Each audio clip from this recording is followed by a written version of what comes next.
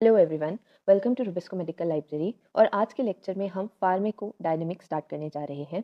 क्या थी pharmacodynamics? What the drug does to the body. ये चीज़ हम किसके अंडर स्टडी करते हैं? फार्मेकोडायनेमिक्स के अंडर स्टडी करते हैं, यानी ड्रग जो भी बॉडी पे इफेक्ट्स प्रोड्यूस कर रही है, मोस्टली जो थेराप्यूटिक इफेक्ट्स प्रोड्यूस कर रही है, वो सब इसके अंडर कवर हो जाता है। ठीक है। अब अभी हमने कहा कि ड्रग क्या करेगी, एक एक्शन या फिर एक रिस्पॉन्स प्रोड्यूस करेगी बॉडी पर। बट ये क्वेश्चन अराइज होता है कि भाई एक्शन या रिस्पॉन्स ड्रग कैसे प्रोड्यूस करेंगे।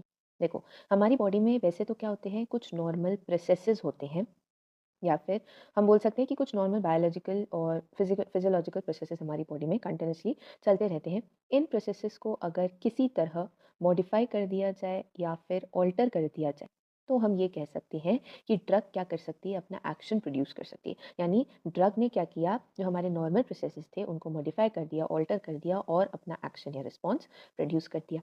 अब नेक्स्ट क्वेश्चन आता है कि ये मॉडिफिकेशन या ऑल्टरेशन ड्रग कैसे प्रोड्यूस करेगी। तो इसके लिए हम क्या पढ़ते हैं? इसके लिए हम पढ़ते हैं मैकेनिज्म ऑफ एक्शन। किसका मैकेनिज्म ऑफ एक्शन? ड्रग का मैकेनिज्म ऑफ एक्शन हम स्टडी करते हैं। देखो, आपके एग्जाम पॉइंट ऑफ व्यू से और एक जनरल पॉइंट ऑफ व्यू से भी ये बहुत इंपॉर्टेंट चीज़ है, क्योंकि हर ड्रग का आपको मैकेनिज्म ऑफ एक्शन पता होना चाहिए। काफ़ी इंपॉर्टेंट रहता है ये। अब मैकेनिज्म ऑफ एक्शन अगर हम बोल रहे हैं तो ये कितने तरीके का हो सकता है? ब्रॉडली अगर हम इसको डिवाइड करें तो ये मैकेनिज्म ऑफ एक्शन दो तरीके का हो सकता है। एक हो सकता है non receptor mediated, non receptor mediated, और एक होता है रिसेप्टर मीडिएटेड, रिसेप्टर मीडिएटेड। अब क्या होते हैं ये रिसेप्टर, ये तो हम आगे बात करेंगे। पहले आप एक जनरल ओवरव्यू ले लीजिए। सबसे पहले नॉन रिसेप्टर मीडिएटेड की अगर हम बात करें, तो इसमें इतना तो समझ आ रहा है हमको कि इसमें रिसेप्टर का कोई इन्वॉल्वमेंट नहीं रहेगा। बिल्कुल, रिसेप्टर का कोई इन्वॉल्वमेंट नहीं रहता है। और इसमें नॉन रिसेप्टर मीडिएटेड में मोस्ट कॉमनली ड्रग कैसे एक्ट करती है? ड्रग एक्ट करती है बाय एंजाइम इनहिबिशन। कैसे एक्ट करती है? Bye enzyme inhibition. यानी ड्रग यहाँ पे क्या करेगी, जो भी इफेक्ट ड्रग को प्रोड्यूस करना है वो डायरेक्ट इफेक्ट प्रोड्यूस करेगी। ठीक है। मोस्ट कॉमनली वो क्या करती है? एंजाइम इनहिबिशन करती है। क्या होता है वैसे एंजाइम होते क्या है? एंजाइम हमारी बॉडी के कैटलिस्ट होते हैं, यानी बायो कैटलिस्ट होते हैं। कोई ना कोई रिएक्शन को कैटलाइज करेंगे, जो क्या कर रही होगी, एक एक्शन प्रोड्यूस कर रही होगी या एक रिस्पॉन्स जनरेट कर रही होगी। तो ड्रग क्या करती है? ड्रग क्या करती है, इस एंजाइम को इनहिबिट कर देती है, जिसकी वजह से जो एक्शन प्रोड्यूस हो रहा था इस एंजाइम की वजह से वो चीज़ नहीं हो पाएगी, है ना? वो चीज़ नहीं हो पाएगी। ये तो किसकी बात हो गई? ये हो गई नॉन रिसेप्टर मीडिएटेड की। ठीक है। अब अगर receptor mediated mechanism of action की बात करें, तो क्या होता है, ये हमारा सेल सर्फेस है मान लो, इसके ऊपर एक रिसेप्टर प्रेजेंट है। ड्रग क्या करती है, इस रिसेप्टर से आके बाइंड हो जाती है। क्या होती है? बाइंड होती है। अब देखो, नॉर्मली क्या होता है, नॉर्मल कंडीशन की अगर अपन बात करें, तो रिसेप्टर से अगर कुछ भी आके बाइंड होता है तो एक सिग्नल जनरेट होता है। सिग्नल जनरेट होता है, जिसकी वजह से कुछ सेकेंडरी मैसेंजर्स कभी कभी प्रोड्यूस हो सकते हैं बॉडी में। और ये अल्टीमेटली क्या करवाते हैं, एक एक्शन या फिर एक रिस्पॉन्स जनरेट करते हैं। क्या जनरेट करते हैं? एक एक्शन या रिस्पॉन्स। ये नॉर्मल प्रोसीजर था बॉडी का। अब अगर कोई ड्रग आके यहाँ पर बाइंड हो रही है, तो क्या मैं बोल सकती हूँ कि ये ड्रग इनडायरेक्टली इस एक्शन या फिर रिस्पॉन्स को मॉडिफाई कर सकती है? अगर वो रिसेप्टर से आके जाके बाइंड होके कुछ ना उसमें चेंजेस कर देती है, तो इनडायरेक्टली क्या वो एक्शन या रिस्पॉन्स मॉडिफाई कर रही है? बिल्कुल कर रही है। यही आपका क्या हो जाता है? रिसेप्टर मीडिएटेड एक्शन हो जाता है। अब देखो, क्या याद रखना है इसमें हमको, कि ड्रग जो रिसेप्टर से जाके बाइंड हो रही है, तो इसमें रिसेप्टर ड्रग के ऊपर कोई एक्शन प्रोड्यूस नहीं करता है। ठीक है। सिर्फ रिसेप्टर के साथ बाइंड होने से वो अपना एक्शन प्रोड्यूस कर देती है। कोई ड्रग के ऊपर एक्शन इसमें नहीं हो रहा है। यानी रिसेप्टर को या तो ये ऑन करेगी या ऑफ करेगी। तो रिसेप्टर हमारी बॉडी के में किसकी तरह काम करता है? एक स्विच की तरह काम करता है, कि भाई आपने स्विच दबाया, ऑन किया तो वो एक्शन हो जाएगा, ऑफ करा तो वो एक्शन रुक जाएगा। बस ड्रग वही चीज़ को मॉडिफाई कर रही है। अब देखो क्या होता है कि ये जो सेकेंडरी मैसेंजर्स हैं, ये क्या होते क्या हैं? ये सेकेंडरी मैसेंजर्स, ये छोटे-छोटे मॉलिक्यूल्स होते हैं हमारी बॉडी के, है ना? छोटे-छोटे मॉलिक्यूल्स जो आगे जाके किसी न किसी तरीके से एक एक्शन या फिर एक रिस्पॉन्स जनरेट करते हैं। और मोस्ट कॉमनली ये जो मॉलिक्यूल्स होते हैं ना, ये जाके इंटरैक्ट करते हैं एंजाइम्स के साथ, और ये एंजाइम्स फिर क्या करते हैं? एक एक्शन प्रोड्यूस करते हैं। ये चीज़ आपको ध्यान रखनी है। यानी एंजाइम्स क्या हो गए? भाई रिसेप्टर तो हमारी बॉडी का स्विच हो गया, तो एंजाइम क्या हो गया? हमारी मशीनरी हो गई। मशीनरी हो गई जो एक्चुअली काम कर रहा है, जो एक्चुअल वर्क परफॉर्म कर रहा है। वर्क परफॉर्म कर रहा है क्योंकि देखो at the end of the day कौन प्रोड्यूस कर रहा है? एंजाइम प्रोड्यूस कर रहा है। रिसेप्टर से वो एक्शन प्रोड्यूस करवा रहा है, एंजाइम वो एक्शन प्रोड्यूस कर रहा है। इतना आपको क्लियर हो गया, एक ओवरव्यू मिल गया कि mechanism of action of drug किस तरह का हो सकता है और इनके अंदर क्या क्या चीज़ें कवर होती हैं। इसके अलावा एक चीज़ आपको जो और ध्यान रखनी है वो है कि हमने कुछ लेक्चर्स पहले एक चीज़ कवर की थी, दैट इज एंजाइम इंडक्शन, और अब हम पढ़ रहे हैं एंजाइम इनहिबिशन। देखो इंडक्शन इनहिबिशन अपने आप में क्लियर है कि इसमें एंजाइम इंड्यूस होगा, इसमें एंजाइम इनहिबिट हो जाएगा, ठीक है। बट ये जो इंडक्शन था, इसमें क्या हो रहा था कि जो ड्रग थी वो बॉडी के कुछ एंजाइम्स को एक्टिवेट कर रही थी, जिसकी वजह से ड्रग का मेटाबॉलिज्म हो रहा था। जिसकी वजह से क्या हो रहा था? ड्रग का मेटाबॉलिज्म हो रहा था, यानी बॉडी ड्रग के ऊपर एक इफेक्ट प्रोड्यूस कर रही थी। तो एंजाइम इंडक्शन किसके अंडर आता है? फार्मेकोकाइनेटिक्स के अंदर आता है। यहीं अगर अपन एंजाइम इनहिबिशन की बात करें तो इसमें ड्रग क्या कर रही है? बॉडी पे एक रिस्पॉन्स प्रोड्यूस कर रही है या बॉडी को मॉडिफाई कर रही है, बॉडी के किसी एक्शन को। ड्रग बॉडी पे काम कर रही है, इसलिए एंजाइम इनहिबिशन किसका पार्ट हो जाता है? फार्मेकोडायनेमिक्स का। ये डिफरेंस आपको याद रखना है कि enzyme induction is a part of pharmacokinetics but enzyme inhibition is a part of pharmacodynamics. इसी के साथ अपन स्टार्ट करते हैं हमारा टॉपिक आज का, that is enzyme inhibition. Enzyme inhibition अभी हमने कहा कि क्या है? एक तरह का mode of action of drug. देखो मोड ऑफ एक्शन को MOA शॉर्ट में लिखते हैं, ये चीज़ आप ध्यान रख सकते हैं। Mode of action of a drug है, किस तरह का मोड ऑफ एक्शन है? Non receptor mediated. ये सारी बात अभी हमने कर ली है कि ये non receptor mediated mode of action है और बहुत ही कॉमन मोड ऑफ एक्शन है ड्रग का, ठीक है।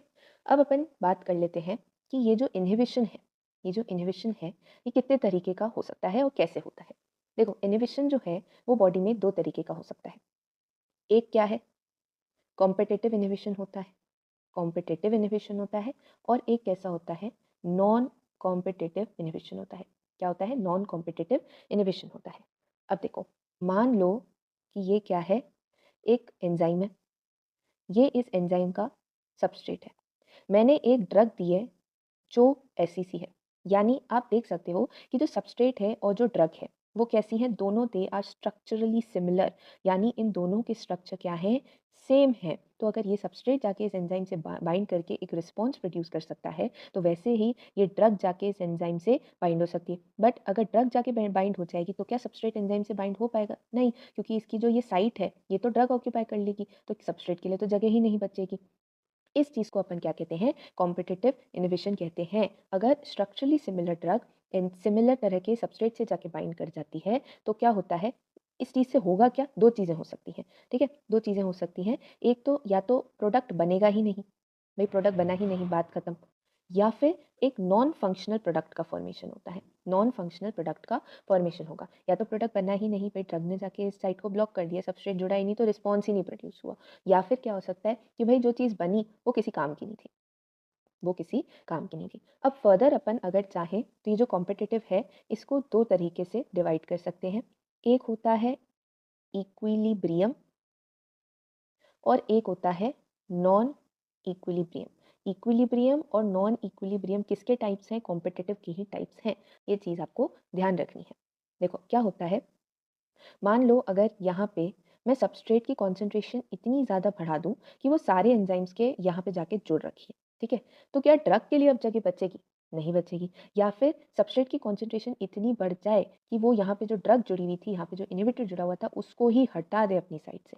क्या होता है? देखो इक्विलिब्रियम वाली चीज़ में यही होती है कि जो हमारा सबस्ट्रेट है, जो हमारा सबस्ट्रेट है उसकी कॉन्सेंट्रेशन इतनी ज़्यादा इंक्रीज हो जाती है कि जो इनहिबिटर था, जो इनहिबिटर था, जो एंजाइम को इनहिबिट कर रहा था, जो सबस्ट्रेट को ब्लॉक कर रहा था, वो क्या हो जाता है? अपनी जगह से डिस्प्लेस हो जाता है, ठीक है। इक्विलिब्रियम वाले में क्या हुआ कि सबस्ट्रेट की कॉन्सेंट्रेशन इतनी बढ़ गई कि इनहिबिटर अपनी जगह से ही डिस्प्लेस हो गया। नॉन इक्विलिब्रियम वाले में क्या होता है कि जो नॉर्मल सबस्ट्रेट है, जो नॉर्मल सबस्ट्रेट है वो इस इनहिबिटर को डिस्प्लेस नहीं कर पाता है। इस इनहिबिटर को वो डिस्प्लेस नहीं कर पाता है, इसलिए इसको अपन क्या बोलते हैं? नॉन इक्विलिब्रियम बोलते हैं। सबस्ट्रेट अगर इंक्रीज हो जाएगा तो भी वो इनहिबिटर को डिस्प्लेस नहीं कर पाएगा। ये तो बात हो गई कि ये होता क्या है। ऐसे ही अपन देख लेते हैं कि नॉन कॉम्पिटिटिव इनहिबिशन क्या होता है। देखो नॉन कॉम्पिटिटिव इनहिबिशन में क्या होता है? जो इनहिबिटर है, जो कि हमारी ड्रग हो सकती है, वो क्या करती है? अब ये जैसे एंजाइम है आपका, ये आपका एंजाइम है। इसकी ये तो एक्टिव साइट होती है जहाँ पे सबस्ट्रेट आके बाइंड करेगा, है ना? बट एक इसके पास क्या होती है, एक कैटालिटिक साइट होती है। क्या होती है? एक कैटालिटिक साइट होती है। नॉन कॉम्पिटिटिव इनहिबिशन में जो इनहिबिटर होता है वो जाके इसकी कैटालिटिक साइट से बाइंड कर जाता है, जिसकी वजह से क्या होता है कि जो एंजाइम होता है वो यूजलेस हो जाता है, यानी एंजाइम अपना फंक्शन परफॉर्म नहीं कर पाता है, फंक्शन परफॉर्म नहीं कर पाता है। वो यहाँ पे एक्टिव साइट पे आके उसने कुछ नहीं किया, सबस्ट्रेट अभी भी जाके एंजाइम से बाइंड हो सकता है, बट उसकी कैटालिटिक साइट को उसने चेंज कर दिया, जिसकी वजह से वो यूजलेस हो गया, यानी सबस्ट्रेट के आने के बावजूद वो अपना फंक्शन परफॉर्म नहीं कर पाएगा। सबस्ट्रेट हो सकता है बाइंड भी नहीं कर पाए, उसने कैटालिटिक साइट जो है वो एक्टिव साइट को ही क्या कर दे, मॉडिफाई कर दे, ये भी चीज़ हो सकती है। अब इनमें हमको देखना है दो चीज़ों को, क्या? एक आता है केएम और एक आता है वीमैक्स। वीमैक्स तो आपको समझ में आ रही है कि भाई जो रिएक्शन है उसकी मैक्सिमम वेलोसिटी जो होती है उसको हम वीमैक्स से डिनोट करते हैं। केएम क्या होता है? बोलते क्या है केएम को हम? माइकैलिस मेंटन कांस्टेंट। केएम होता है माइकैलिस मेंटन कांस्टेंट। और ये होता क्या है? ये होता है एक ऐसी सबस्ट्रेट कॉन्सेंट्रेशन, एक ऐसी सबस्ट्रेट कॉन्सेंट्रेशन जो हमको मिलती है हाफ द मैक्सिमम वेलोसिटी पे। ठीक है? हाफ द मैक्सिमम वेलोसिटी पे जो सबस्ट्रेट कॉन्सेंट्रेशन होती है उसको हम किससे डिनोट करते हैं? के एम से डिनोट करते हैं। ठीक है? अब देखो, ये अपन एक ग्राफ देखते हैं और इससे समझते हैं क्या हो क्या रहा है। ये किसके बीच में ग्राफ है? V max, velocity maximum and substrate concentration के बीच में एक ग्राफ है। ये देखो, इसमें ये वाला जो है ये नॉर्मल कर्व है। नॉर्मल कर्व है, इसमें हम ये देख सकते हैं कि हाफ द मैक्सिमम वेलोसिटी पे जो सबस्ट्रेट कॉन्सेंट्रेशन है उसको केएम से डिनोट कर रखा है। ठीक है? अब अपन चलते हैं इस कर्व पे, दैट इज कॉम्पिटिटिव इनहिबिशन का कर्व।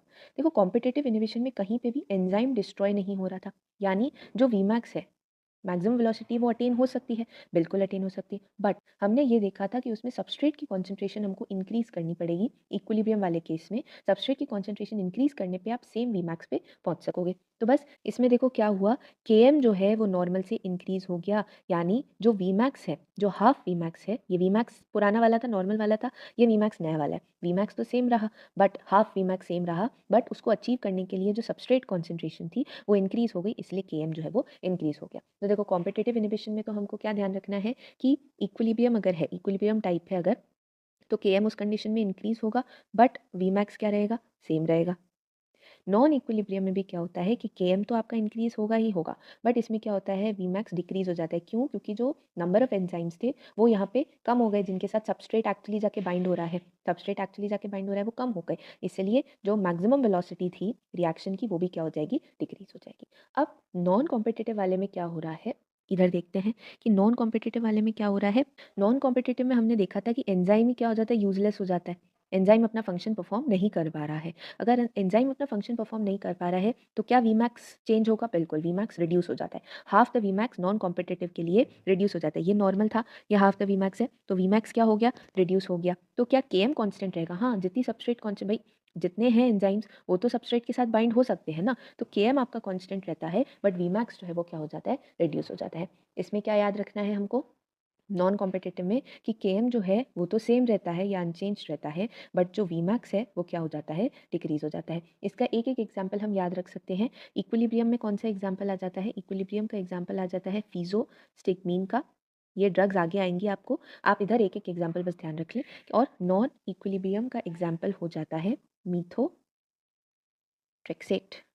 मीथोट्रेक्सेट। और वैसे ही अगर नॉन कॉम्पिटिटिव की बात करें तो इसमें एस्पिरिन एज एन एग्जाम्पल आप ध्यान रख सकते हैं। ये तो बात हो गई कि कॉम्पिटिटिव और नॉन कॉम्पिटिटिव इनहिबिशन होता क्या है। इसके आगे अपन इसकी क्लिनिकल रेलेवेंस देख लेते हैं। भाई हर टॉपिक कवर करने का अपना मेन पर्पस है कि अपन को उसका क्लिनिकल पता हो। अब देखो, इसमें क्या है, मान लो दो ड्रग्स हैं, ए, दूसरी ड्रग है बी। ये दोनों ही ड्रग्स क्या करती हैं? सेम एंजाइम से जाके बाइंड हो रही हैं, सेम एंजाइम से जाके बाइंड हो रही हैं। अब क्या हो सकता है कि इस चक्कर में, क्योंकि ये सेम एंजाइम से जाके बाइंड हो रही है, मान लो ड्रग जो बी थी, जो ड्रग बी थी उसने ए को क्या करा? डिस्प्लेस कर दिया। डिस्प्लेस कर दिया मतलब एंजाइम से बाइंड नहीं होने दिया। तो ए ड्रग क्या हो गया? इसका मेटाबॉलिज्म होगा क्या? अगर ये एंजाइम से डिस्प्लेस हो गई तो इसका मेटाबॉलिज्म परफॉर्म नहीं हो पाएगा। अब अगर इसका मेटाबॉलिज्म नहीं हो पा रहा है तो इस कंडीशन में दो चीज़ें हो सकती हैं भाई, एक पॉजिटिव बेनिफिट हो सकता है, एक नेगेटिव बेनिफिट हो सकता है। पॉजिटिव बेनिफिट क्या है, यानी ये चीज़ हमारे लिए कब बेनिफिशियल है, तो इसमें आता है कि एचआईवी ट्रीटमेंट जो होता है, एचआईवी का जो ट्रीटमेंट देते हैं उसमें boosted protease inhibitor proteases inhibitor regimen एक यूज़ करते हैं, उस कंडीशन में ये जो होता है ना कि एक ड्रग दूसरी ड्रग के मेटाबॉलिज्म को रिड्यूस कर दे, ये चीज़ यहाँ पे बेनिफिट हो जाती है। बट अगर मान लो ये मेटाबॉलिज्म नहीं होने से ड्रग बॉडी में एक्यूमुलेट हो गई, ड्रग बॉडी में एक्यूमुलेट हो गई तो क्या हो सकती है, ड्रग की टॉक्सिसिटी हो सकती है। अब अगर ड्रग की टॉक्सिसिटी हो जाए तो ये कैसा इफेक्ट हो जाएगा, नेगेटिव इफेक्ट हो जाएगा। और इसमें आपके एग्जाम्पल में आ जाता है वॉरफेरिन और एरिथ्रोमाइसिन। क्या आता है अपने, वॉरफेरिन और एरिथ्रोमाइसिन, जिसमें एरिथ्रोमाइसिन क्या करती है, वॉरफेरिन के मेटाबॉलिज्म को इनिबिट कर देती है और वॉरफेरिन ज़्यादा होने की वजह से बॉडी में क्या हो जाती है, ब्लीडिंग हो जाती है। क्यों? क्योंकि वॉरफेरिन एक एंटीकोएगुलेंट होती है, एंटीकोएगुलेंट होती है तो बॉडी में कोएगुलेशन होगा नहीं तो क्या हो जाती है, ब्लीडिंग हो जाती है। तो देखो ये सारा एक्सप्लेनेशन पार्ट कवर हो गया। अब अगर एग्जाम में आपको एंजाइम इनिबिशन लिखने को आए तो कैसे लिखेंगे कि सिलेक्टिव इनिबिशन होता है of a particular enzyme, common mode of drug action है, दो तरह का हो सकता है, कॉम्पिटेटिव नॉन कॉम्पिटेटिव। इसमें ये बता देंगे कि स्ट्रक्चरली सिमिलर ड्रग जो है वो सबस्ट्रेट के साथ कंपीट करती है, प्रोडक्ट या तो बनेगा ही नहीं या नॉन फंक्शनल बनेगा। नॉन कॉम्पिटेटिव में इनिबिटर कैटालिटिक साइड के साथ रिएक्ट करेगा जिसकी वजह से एंजाइम की प्रॉपर्टी ही लूज हो जाएगी। इसमें दो तरह का हो सकता है, इक्विलिब्रियम नॉन इक्विलिब्रियम। इक्विलिब्रियम में सबस्ट्रेट कॉन्सेंट्रेशन इंक्रीज करने से इनिबिटर डिस्प्लेस हो जाएगा, बट इसमें नॉर्मल सबस्ट्रेट जो है वो इनिबिटर को डिस्प्लेस नहीं कर सकता है। इसका एग्जाम्पल फिजोस्टिकमीन, मीथोट्रेक्सेट एंड इधर एस्पिरिन और एसिटाजोलामाइड। ठीक है। अब क्लिनिकल रेलेवेंस क्या है इसका कि भाई दो ड्रग्स अगर मेटाबोलाइज हो रही है बाय द सेम एंजाइम तो एक ड्रग दूसरे का मेटाबॉलिज्म इनहिबिट कर सकती है, जिससे क्या हो सकता है, या तो ड्रग की टॉक्सिसिटी हो सकती है या फिर बेनिफिशियल हो सकती है। बेनिफिशियल कब होती है, एचआईवी ट्रीटमेंट जब हम देते हैं तो उसमें बूस्टेड प्रोटीएज इनहिबिटर रेजिमेन होता है जिसके अंदर इसका, बस आपको ये याद रखना है अभी होता क्या है ये आप एचआईवी ट्रीटमेंट में समझ लेंगे, पढ़ लेंगे। साथ ही टॉक्सिसिटी कब हो सकती है, जब वॉरफेरिन एरिथ्रोमाइसिन के साथ हम देते हैं जिससे वॉरफेरिन की टॉक्सिसिटी की वजह से ब्लीडिंग हो जाती है क्योंकि उसका मेटाबॉलिज्म नहीं हो पाता है। तो आज के लेक्चर में इतना ही था। Hope you find this lecture useful and helpful. Do like, share and subscribe the channel and thank you for watching.